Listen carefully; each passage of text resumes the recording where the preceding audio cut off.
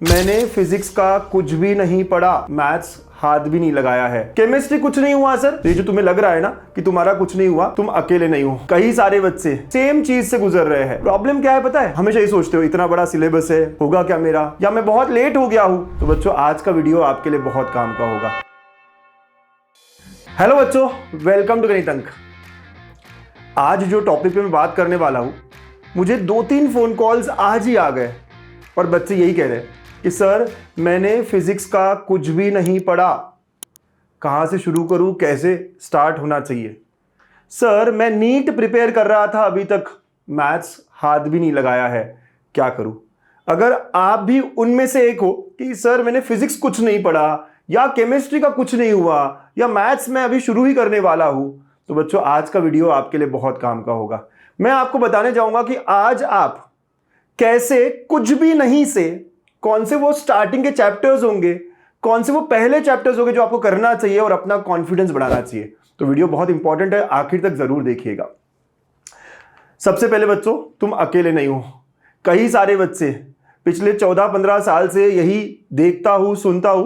कई सारे बच्चे सेम चीज से गुजर रहे हैं, इसी फेज से गुजर रहे हैं। 70% बच्चे यही फेज से होते हैं कि सर मेरा कुछ नहीं हुआ। तो ये जो तुम्हें लग रहा है ना कि तुम्हारा कुछ नहीं हुआ, सारे लोग आगे निकल गए हैं, ऐसा नहीं है, तुम अकेले नहीं हो। फिजिक्स 0 है सर, बहुत से बच्चे जिनका फिजिक्स 0 है। केमिस्ट्री कुछ नहीं हुआ सर, ऐसे कई सारे बच्चे होंगे जिनका केमिस्ट्री बहुत खराब है और बाकी 2 सब्जेक्ट्स ठीक कर रहे हैं। या मैथ्स करा ही नहीं सर, शुरू करने वाला हूं, ऐसे बच्चे भी बहुत सारे मिल जाएंगे इस टाइम पे। कई सारे बच्चे ये है। और प्रॉब्लम ये नहीं है कि यार सिलेबस बहुत बड़ा है, मुझसे हो नहीं रहा। प्रॉब्लम क्या है पता है? जब भी बुक खोलते हो हमेशा ही सोचते हो इतना बड़ा सिलेबस है, कब होगा मेरा, होगा क्या मेरा। होता है ना, यही सवाल चल रहा होता है ना मन में कि बुक खोलते सही पढ़ने का मन ही नहीं करता। ऐसा लगता है मैं बहुत लेट हो गया यार, अब से शुरू करूंगा तो मेरा होगा कि नहीं होगा। बहुत सारे सवाल, डर लगने लग जाता है कि सच में मैं कुछ कर पाऊंगा क्या। एक तो प्रेशर बहुत अलग अलग तरीके का है और खुद से आप और प्रेशर ले लेते हो।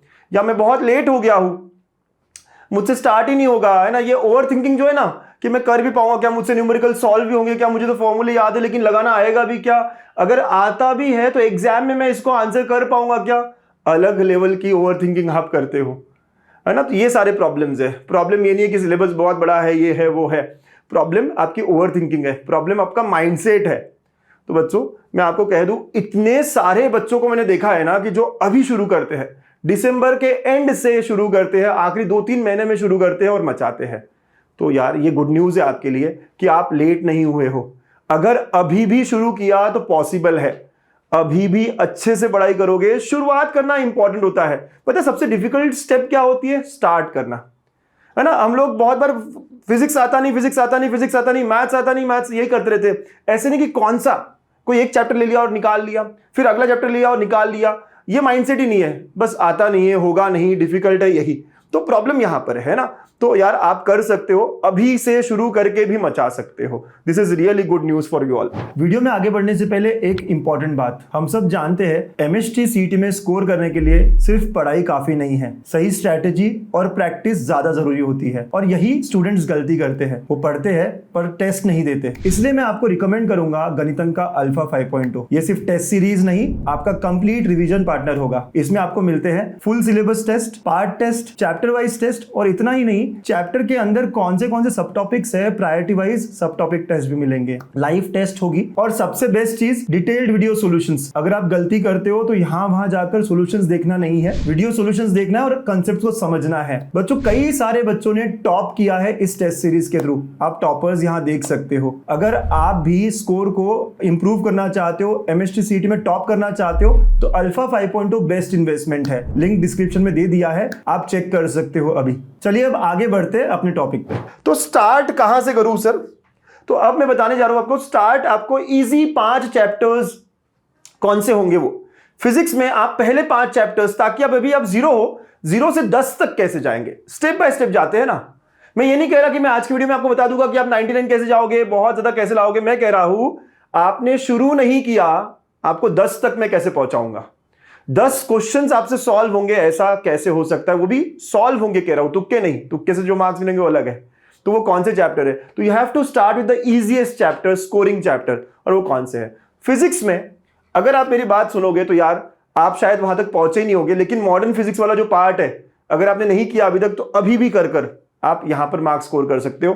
Dual nature of radiation and matter जो है वो एक अच्छा टॉपिक है। यहां पे 2 मार्क्स का वेटेज रखता है। कितने मार्क्स का वेटेज रखता है? 2 क्वेश्चंस तो 2 marks. Semiconductor devices again 2 marks का वेटेज रखता है। Structure atom 1। तो ये 5 मार्क के लिए हमें 5, अगर हम एनालाइज करें पिछले 2-3 साल के पेपर्स, तो 5 मार्क्स में आराम से 5 क्वेश्चन सॉल्व करवा देगा। फिर करंट इलेक्ट्रिसिटी है टॉपिक बहुत सिंपल। कोई भी कहेगा आपको अरे ये बहुत इजी है, वो किरचॉफ्स लॉ, वोल्टेज लॉ वही है, राइट? तो यहां पे भी 2 सवाल बनते हैं।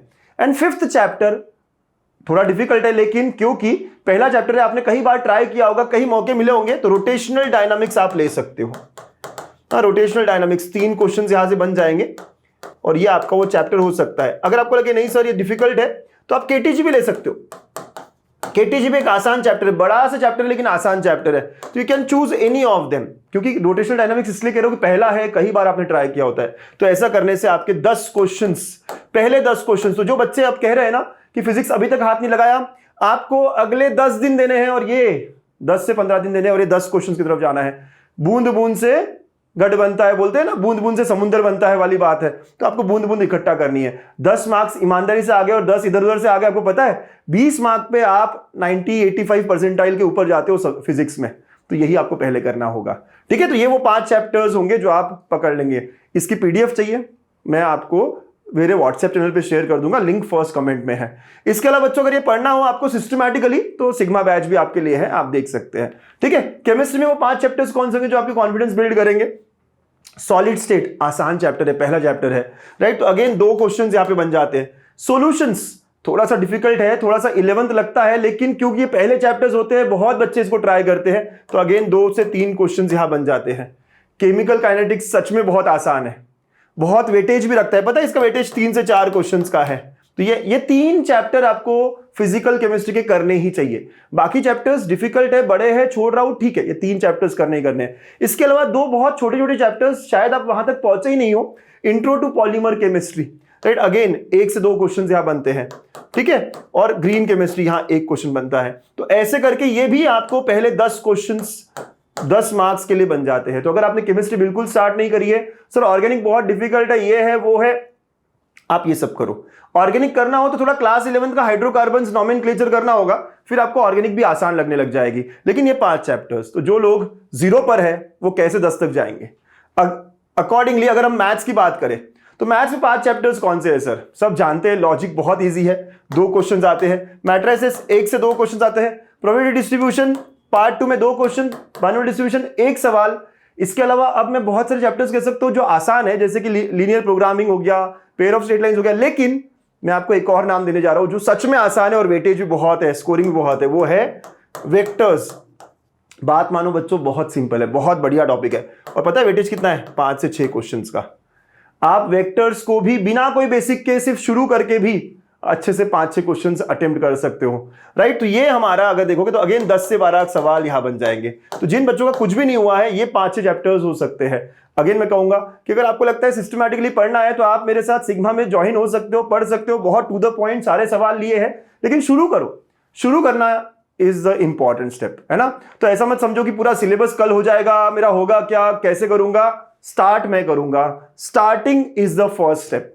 ऐसे ही सक्सेसफुल हो जाओगे, बस शुरू तो करो आप, ठीक है? तो every step counts toward success, याद रखना ये बात। ओके बच्चा लोग, तो अगर आपको ये अंदाजा आ चुका है, अगर आप समझ गए हो कि यार शुरू कहां से करना है, अभी तक मैं 0 था, तो कमेंट जरूर करिएगा इस वीडियो के नीचे, स्टार्टिंग टुडे सर।